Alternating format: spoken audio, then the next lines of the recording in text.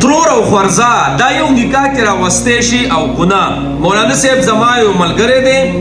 او د یوې ښځې سره واده کړی او د هغې ښځې خورزه ده نو غواړي چونکې دې سړي وي بچي نشته ښه نو غواړي چې د دغې ښځې د خورزې سره واده وکړم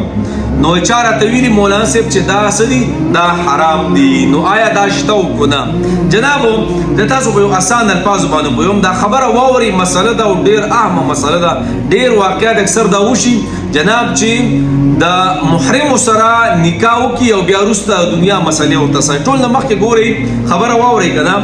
دوه خویندې په یو نکاح کې جمع کول دا جایز نه دي اوس کې ویلې طلاق ورکړو یا یوه مړه شوه بله بیا اخیستې وي صحیح ده دغه شانو ترورو او خورزه یعنی یو کس دی یوه ښځې وکړه او د هغې ښځې ترور ده